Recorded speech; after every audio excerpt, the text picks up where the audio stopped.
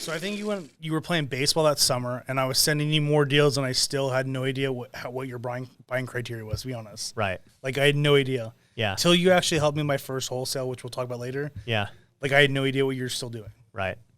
And just because I wasn't educated. I didn't know what wholesaling was, what flipping was back then. Right.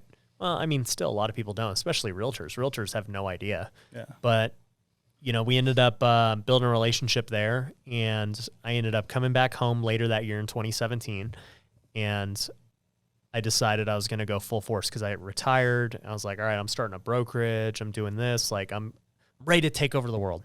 Yeah. And we started a brokerage, and like, I think I had told you, I don't even know how it happened. Oh, you know how it happened? I think I posted about it on Facebook. Mm-hmm. I was like, hey, we're starting a brokerage. If anyone wants to join, let us know. And I think you just messaged me, and you were like, where's it at? Yeah. Isn't that? I was like, let's go see it. And you're like, it's not even done. Like, let's go see it. Yeah. And then we talked. I think we talked about like, oh yeah, we're thinking about opening this date. I'm like, just let me know when I can start. Yeah. And you're like, why? Yeah. You was like already just ready to roll. We didn't have an office. I don't even know if we had a name. Yeah, you were just like, yeah, I'm ready. Yeah. Agent. And now you have that distinction of being agent number one. Yeah. And you hold it over everyone's head for sure. So, what do you think is going to happen going forward, dude? What do you want to do? With the company, just obviously buy more and more flips. I'm saying we kind of talked about it. Like Vegas, I wouldn't say we're really getting tapped out, but I'm saying Vegas is starting to get a little bit harder to buy deals right now. Right.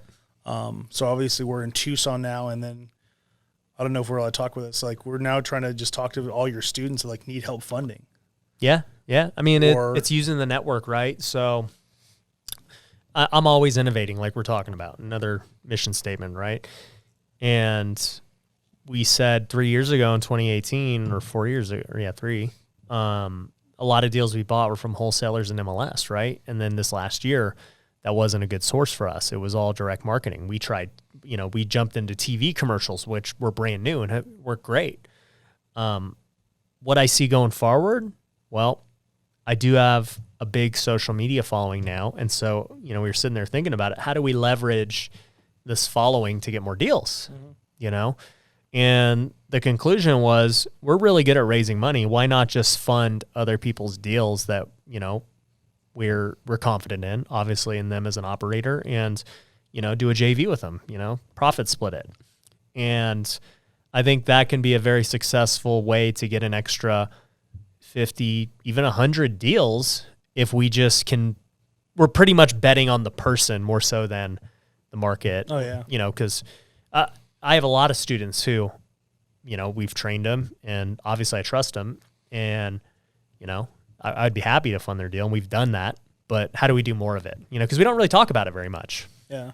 Well, the other thing that we implemented the other day was you were like talking to, I don't know if it was one of your students or someone on social media, like, hey, if you have a lead that can't be closed, send it to my team. Right. And I think day one, we got that deal. We got the deal. Yeah, wholesale in Phoenix. Yeah. Because we don't traditionally buy in Phoenix. We do in Tucson. But one of our guys was like, hey, we don't buy in Phoenix. I'm like, who says that we don't? Right. At the end of the day, why can't we wholesale it? And we ended up talking to the deal, and we wholesaled it. Yeah. I would say that's one of the things like my guys will ask me, like, hey, we have this house in the southern market. I'm like, well, what do we do here? We flip houses. Okay, perfect. Is it a house we're talking to? Perfect. Lock it up. Just lock it up. Yeah, we'll figure it out later. If it's discounted, we can find a way to monetize it. And I mean, even with the sellers too, it's like if it's a thin deal, a lot of times we wouldn't lock it up, right? We're like, no, there's no way we can flip it, and we don't want to put someone under contract that we can't flip. But I'm like, why are we doing that? Why don't we just be honest with the seller and tell them, hey, you know what? We can't flip this. It's what you want, just doesn't make sense for us. But if you let us put it in a contract, at least give us a week or two to figure out if somebody else is willing to. Yeah. And that's got us a bunch of extra deals. Like, they're not big deals, but it's revenue that we were turning down. Well, my guys call it the Sean Bob special. Why? If it's a thin deal, yeah, just lock it up. We'll figure it out later. Yeah, just be honest. Like, hey, worst comes to worst, we try to get a reduction, or we can or we can't. Right. And for me, it was always like, oh, well, I don't want to put it under contract and get a reduction. I don't like the philosophy of that. I don't mind it as long as we tell the seller up front, like, hey, I don't know if we're going to buy this or not. Like, we're going to see if it makes sense, but just know we're either going to tell you it's good or we're going to say, no, it's not good. Here's the price that we need to be at. And most of them are pretty cool with it. Yeah.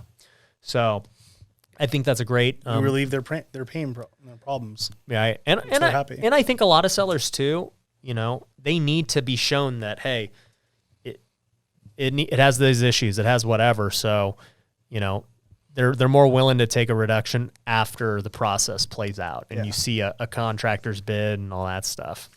But yeah, we've talked about this a lot, you know, as far as where we want to take the company. I think we're going to have a lot of money raised from, you know, all these investors, from social media, everything, even my own money, whatever. So I don't think money will be the issue. As with flipping, the biggest issue is always deals. How do we get more deals? And then if we're going to be flipping, not wholesaling, where are we getting the contractors, right? Mm-hmm. Construction's always a problem. But I also see us doing, you know, like we talked about, maybe we're getting to some new developments, you know, like I think I'm super happy to be building my own home. Like we've, you know, obviously I'm going to build my dream home, but I'm excited to learn the process because learning the development process is going to help us on that side too. Yeah. I think we could do some really cool development stuff or multifamily stuff or just get into some bigger deals. I'm going to say good luck with your forever home because as far as I've known you, you've been in 3 houses. I do for the audience. Or sorry, 2 houses. Now this will be your 3rd house in 4 years I've known you. I've upgraded a house every 2 years. And I've also switched my car out every like year and a half. Yeah. So you're going to get bored with this house. But I don't know how I would upgrade. There's going to be a better mountain. I don't know that that's the case. You don't know yet. You haven't bought it yet. That's true. Hasn't come available yet. It's going to be like... what about those mesas over there near like Red Rock? You're driving towards Red Rock, left-hand side. No, the view from Summerlin's not as good as Henderson. It's much higher. You're correct. So it probably would be a lot better. Oh, jeez. And it's like super far, too. Yeah. Now, you just move the office over there. I can trust you at that point. After going through the process, and it's going to take whatever 2-3 years. It's just like, I'm not going to do this again. 2 to 3 years. Like this was way too much headache. Yeah. Yep. That's what I'm going through right now with like our house. Like we did a major renovation. Contractors obviously suck. Yeah. But like I look at houses, I'm like, I can't replicate. I don't want to do it again. Yeah. And that's just a normal renovation. We're talking about ground up building, designing, just the time frame of dealing with the city and just, yeah. I'm already dreading it, but you know, I've thought about like, do I want to delegate it like I do everything else? Like, dude, you just freaking manage this project. I'm not trying to deal with this. But I know I need to learn the process. So I'm really dedicated to doing that. Thanks for watching that clip from the Ryan Pineda Show. If you want to see the full interview, you can actually find it in the link below. Make sure you also subscribed on both YouTube and Apple Podcast.